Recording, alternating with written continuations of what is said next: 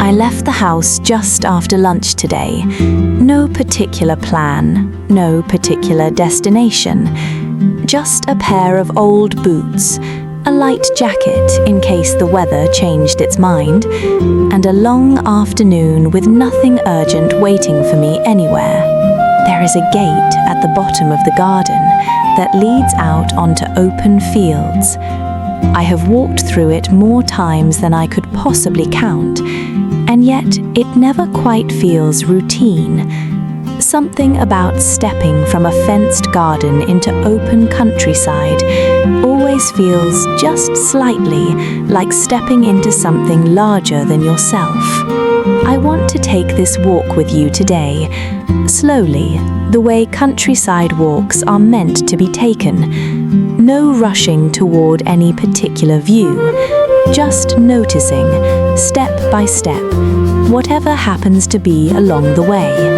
The first field is mostly grass, kept short by sheep I cannot see yet, but can certainly smell. That particular warm, earthy scent that always seems to hang over grazing land. The ground is slightly uneven underfoot, tufts and small hollows worn by years of hooves and weather.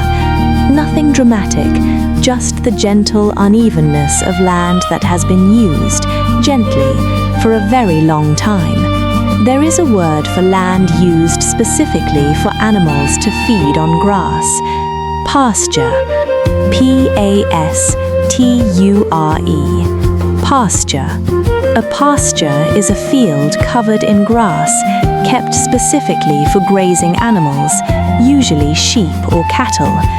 This whole first stretch of my walk is pasture, rolling gently downhill toward a line of trees in the distance, the grass cropped close and even, dotted here and there with the small white shapes of sheep, grazing steadily, unbothered by much of anything.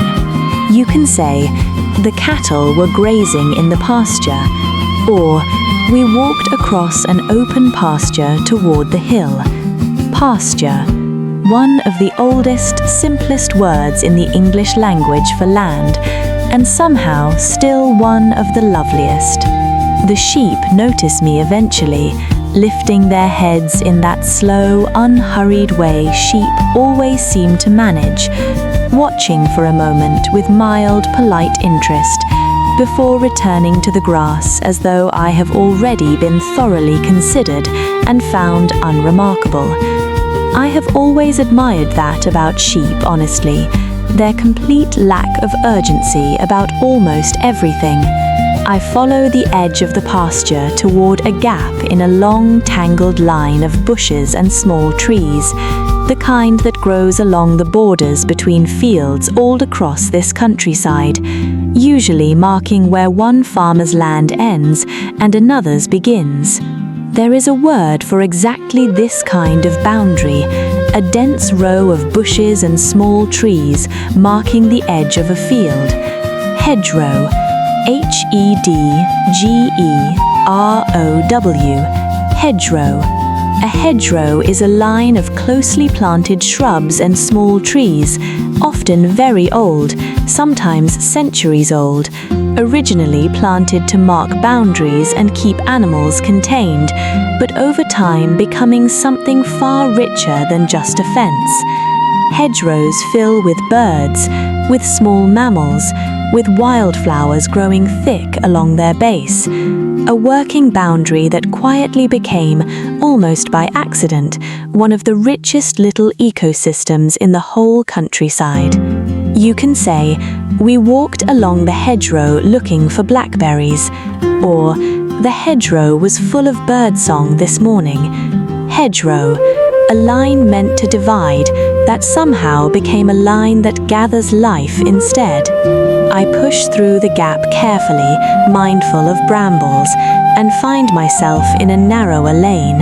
Hedgerows rising on both sides now, tall enough in places to block the wider view completely. Just this single green corridor stretching ahead, dappled with shifting light, where the sun finds its way through gaps in the branches above. There is a word for that scattered, shifting pattern of light and shadow, the kind you find under trees. Dappled. D-A-P-P-L-E-D. Dappled.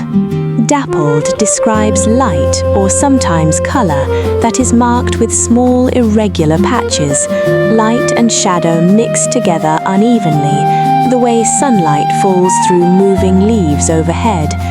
This whole lane is dappled right now, bright patches of sun shifting slightly with every small breeze, never quite still, never quite predictable, a constantly changing pattern across the path beneath my feet. You can say, dappled sunlight fell through the trees, or the horse had a beautiful dappled coat. Dappled, light broken gently into small moving pieces. I walk slowly through this green lane, in no hurry at all. Birds move through the hedgerow on either side, mostly unseen, just rustles and small flashes of movement, occasional bursts of song, sharp and clear, then gone again. I try, as I always do, to spot at least one of them properly, and as always, mostly fail.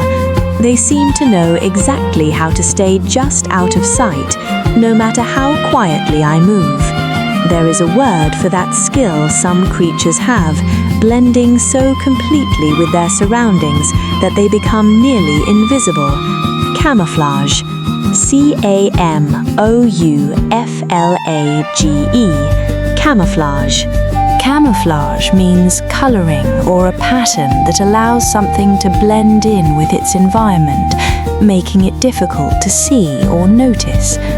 Many small birds in this hedgerow rely on exactly this kind of camouflage, their brown and grey feathers matching perfectly with bark and shadow and dry leaves, so that you hear them constantly but rarely actually see them at all. You can say, the bird's camouflage made it almost impossible to spot, or soldiers wear camouflage to blend into their surroundings. Camouflage, the quiet art of disappearing in plain sight. The lane opens out eventually into a wider field, this one planted with crops rather than grass, tall green stalks swaying gently in rows that stretch further than I can clearly see, a faint, dry rustling sound moving through them with every small gust of wind. There is a word for that particular sound, a soft, continuous rustling, especially the kind made by movement through leaves or crops. Rustle, R-U-S-T-L-E, rustle. To rustle means to make a soft crackling or whispering sound, usually caused by movement through something light and dry, like leaves, paper, or in this case, an entire field of crops moving together in the wind. The whole field rustles right now, a sound that somehow manages to be both very loud when you really listen and completely peaceful at the same time. You can say, the wind made the leaves rustle, or I heard something rustle in the grass nearby. Rustle, the sound of countryside breathing. I follow the edge of this field rather than walking directly through it, respecting the crops the way you learn to growing up near land like this. A narrow path runs along the boundary, worn down by other walkers, other boots over what must be years of careful footsteps just like mine. There is something comforting about a path like that, evidence that other people have wanted exactly this same quiet walk, this same unhurried afternoon, enough times to wear a visible line into the earth itself. There is a word for a path made simply through repeated use rather than deliberately built. We sometimes call this a desire path, though more formally it is simply a footpath. Footpath, F-O-O-T-P-A-T-H. Footpath. A footpath is a narrow path, usually unpaved, made for walking rather than for vehicles, often running through fields, along hedgerows, between villages. The countryside here is laced with footpaths, an entire hidden network connecting one place to another, known mostly to walkers, dog owners, and people like me who simply like to wander on quiet afternoons. You can say, "We followed the footpath along the river," or "There's a lovely footpath that connects the two villages."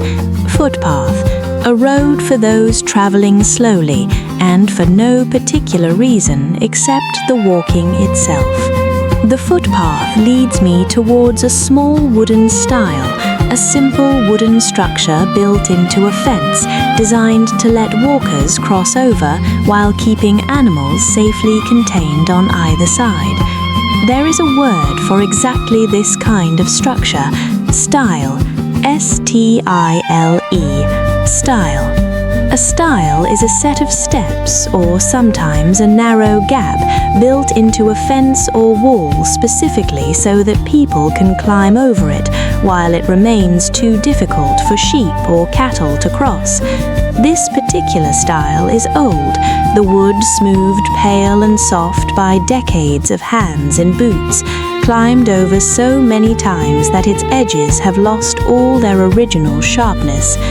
I climb over carefully, one hand on the worn wooden post, and land on the other side in a slightly different kind of field entirely. You can say, "We climbed over the stile into the next field," or "The old stone wall had a wooden stile built into it." Stile, a small, clever solution to a very old, very simple problem. This new field is wilder than the others, left mostly to its own devices by the look of it. Tall grass, untouched, moving in long waves with the breeze.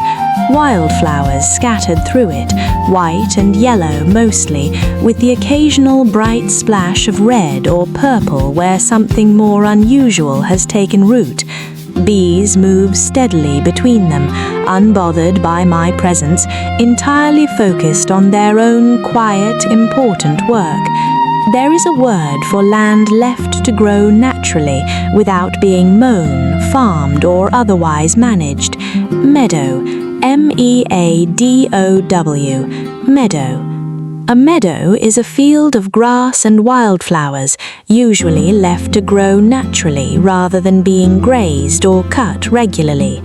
Meadows are some of the richest, most biodiverse places you can find in the countryside, full of insects, wildflowers, small mammals, all of it thriving simply because, for once, the land has been left alone to do whatever it naturally wants to do. I walk slowly through the meadow, careful not to trample more than necessary. Grass brushing against my legs.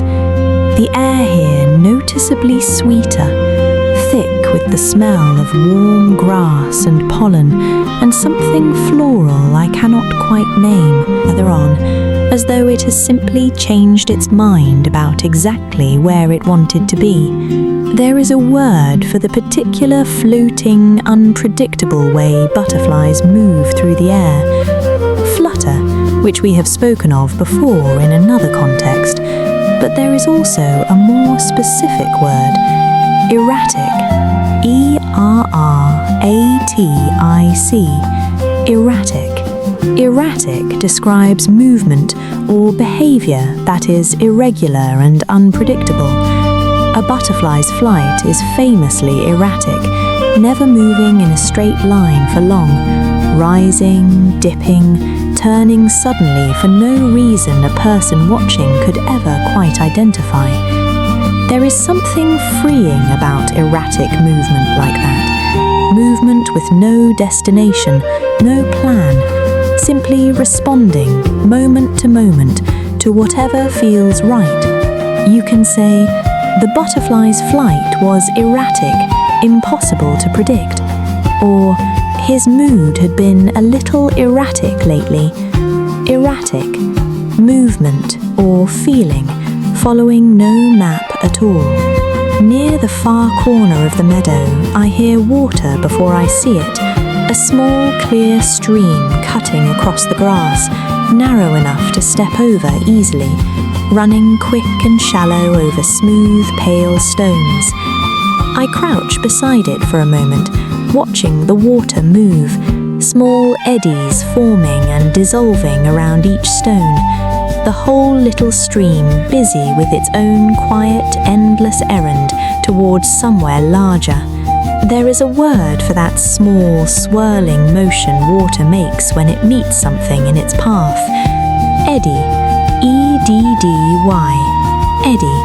An eddy is a small circular movement of water, formed when a current is disturbed by something in its way, a stone, a fallen branch, the edge of a bank.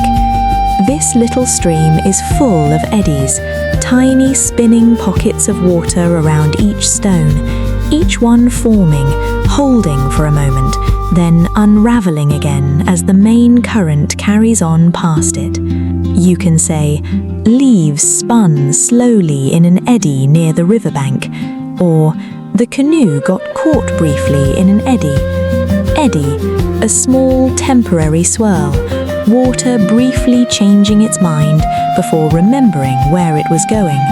I step carefully over the stream, finding a spot where two flat stones make a natural, dry crossing, and continue on toward the far edge of the meadow, the sound of water fading slowly behind me, replaced gradually by the rustle of grass and the low hum of insects once more.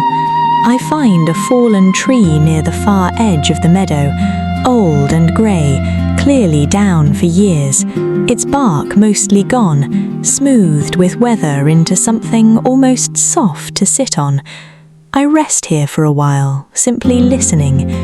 The rustle of the crops behind me, fainter now with distance, the low hum of bees nearby, somewhere far off the distant steady sound of a tractor, too far away to be anything but pleasant background, proof that this whole countryside is in fact not empty, just quiet in its own particular way. There is a word for that low, steady, continuous sound, like bees or a distant engine. Hum. H-U-M. Hum. A low, continuous sound, steady rather than sharp or sudden, often pleasant precisely because of its consistency. Bees hum, distant machinery hums. Even silence, if you listen closely enough on a quiet countryside afternoon, seems to carry its own faint underlying hum, some combination of insects and wind and distant ordinary life, blended together into something almost too soft to properly name. You can say, I could hear the hum of bees in the meadow, or there was a comforting hum of conversation from the kitchen.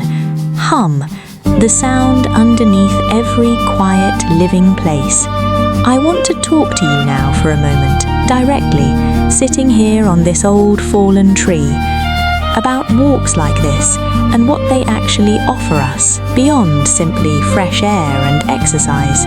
I think there is something genuinely restorative about moving through a landscape with no destination in mind.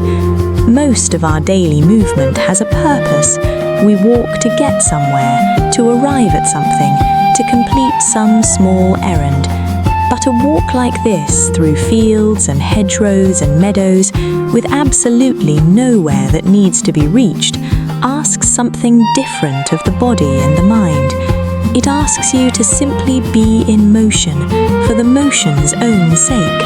There is a word for movement that exists purely for itself, without needing to achieve anything beyond itself.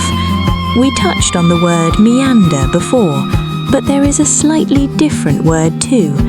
Aimless. A-I-M-L-E-S-S. Aimless. Aimless usually carries a slightly negative meaning in English, suggesting a lack of purpose or direction that might be a problem. But I want to offer you a kinder version of the word today, An aimless walk, chosen deliberately, is not a walk without value. It is a walk that has simply set aside the usual demand for purpose just for an afternoon, just to see what is actually here when you are not rushing past it towards somewhere else. You can say, "I spent an aimless afternoon wandering the fields," or sometimes aimless wandering is exactly what the mind needs. Aimless, a word that, used gently, describes one of the most restful things a person can do. I think modern life rarely permits this kind of aimlessness. Everything is meant to be efficient. Every journey is meant to have a clear destination, a clear purpose, ideally the fastest possible route between the two. But the countryside, I think, still quietly insists on a different rhythm. It does not care how quickly you cross it. It simply continues, field after field, hedgerow after hedgerow, exactly as patient with you as it would be without you there at all. I get up from the fallen tree eventually, my legs slightly stiff from sitting on something this hard for so long, and continue my walk, following the edge of the meadow toward a gentle rise in the land ahead. From the top, I know from previous walks, there is a wide view across several other fields, all the way to a small church spire on the far horizon, marking the village I will eventually, slowly, make my way back toward. The climb is gentle but steady, the kind that warms you slightly even on a cool afternoon. Halfway up, I pause to catch my breath and notice properly for the first time today just how far I can already see. Rolling fields in every direction, some pasture, some crop, some left wild like the meadow behind me, all of it stitched together by hedgerows and footpaths, an entire patchwork of small decisions made by countless people over countless years about exactly how to use this particular stretch of land. There is a word for land divided into many small, differently shaped sections, especially when seen from above, looking almost like a quilt. Patchwork. Patchwork. Patchwork. Patchwork describes something made of many different pieces joined together, each piece often a different shape, size or color, the whole only making complete sense when you can see all the pieces at once. The countryside, seen from a height like this, is a patchwork in the truest sense, each field a slightly different shade of green or gold, separated by dark lines of hedgerow, all of it fitting together into something far more beautiful than any single field could ever be on its own.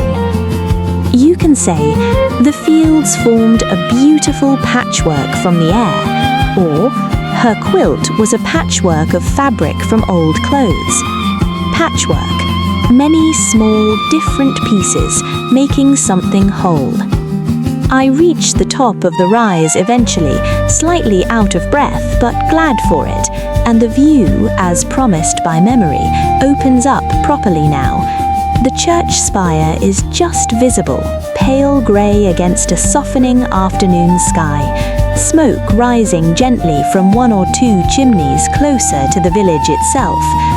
Somewhere below, a tractor moves slowly along the edge of a distant field, small as a toy from this height, leaving a faint trail of dust behind it. I sit here for a while, simply taking it all in. There is no need to rush back yet. The afternoon still has plenty of light left in it, and a view this wide, this quiet, deserves more than a passing glance. There is a word for a view that stretches a long way, often from an elevated position, taking in a great deal of land at once. Vista. V-I-S-T-A. Vista. A vista is a pleasing, often expansive view, usually one that allows you to see a long distance, often from somewhere slightly raised above the surrounding land. This hilltop offers exactly that kind of vista. Fields, hedgerows, the small grey spire, all of it laid out clearly now, the whole patchwork finally visible at once, in a way it never quite is from down among the fields themselves. You can say the hilltop offered a stunning vista of the valley, or we stopped to admire the vista before continuing our walk. Vista, the reward for climbing even a little higher than usual. I begin the walk back eventually, taking a slightly different route than the one I came by, as I almost always do on afternoons like this. There is something satisfying about a circular walk, arriving home from a different direction than you left, having seen a slightly different version of the same familiar countryside along the way. The light has changed by the time I start heading back. Softer now, more golden. The particular quality of light that only seems to exist in the last hour or two before evening properly arrives. Long shadows stretch out from the hedgerows now, the whole landscape suddenly looking, somehow, even more like itself than it did earlier. There is a word for that particular golden quality of late afternoon light. Photographers and painters sometimes call it the golden hour, but there is a single word too, mellow, M-E-L-L-O-W, mellow. Mellow describes something soft, gentle and pleasantly relaxed, without any harshness or sharp edges.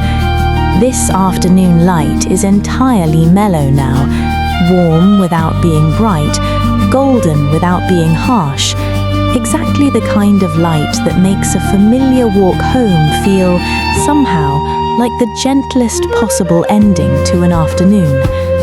You can say the evening light was soft and mellow, or he had a mellow, easy-going way about him. Mellow, softness, without ever losing its warmth.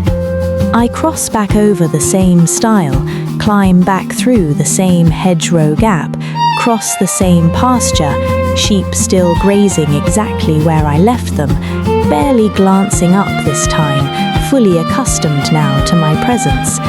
The garden gate appears ahead eventually, exactly where it always is, though somehow after an afternoon like this, it looks slightly different than when I left it.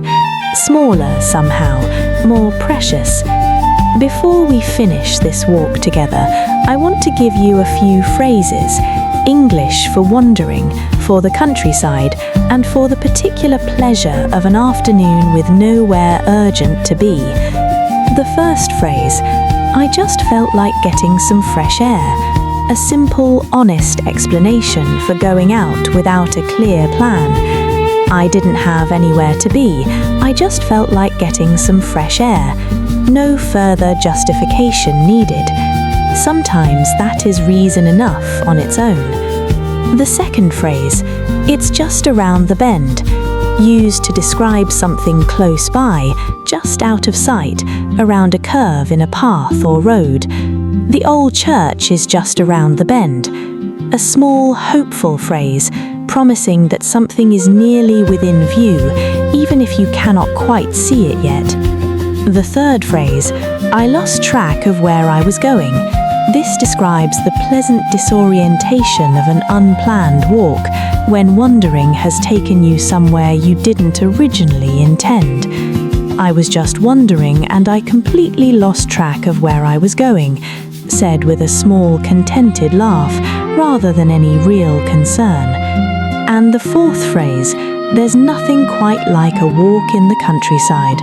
A simple, warm statement of appreciation, often said at the end of exactly this kind of afternoon, looking back at fields and hedgerows now fading gently into evening. There's nothing quite like a walk in the countryside to clear your head. True, simple, and worth saying out loud every single time it happens to be true again.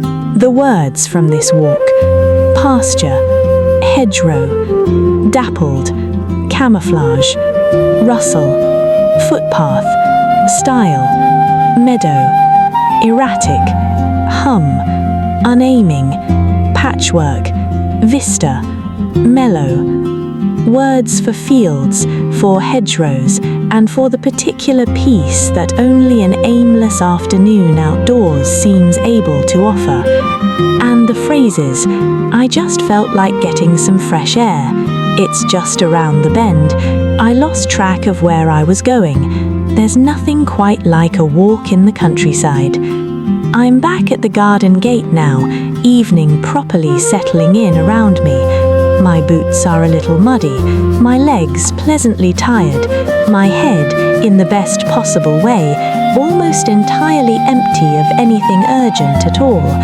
Just fields and hedgerows and sheep and the particular gold of late afternoon light settled somewhere comfortably inside me now, ready to be remembered gently on some other day that needs exactly this kind of quiet. Wherever you are listening from tonight, I hope you find somewhere in your own life a little room for aimless wandering. Not every walk needs a destination. Not every afternoon needs a purpose beyond simply being walked through, slowly, noticing whatever happens to be along the way. Until next time, take care of yourself, and if you can, sometime soon, find a field or a lane or a quiet path somewhere near you and simply walk it without needing to know exactly where it leads. Good night, for now. May your own countryside, wherever it is, be waiting patiently for you whenever you are ready to wander through it.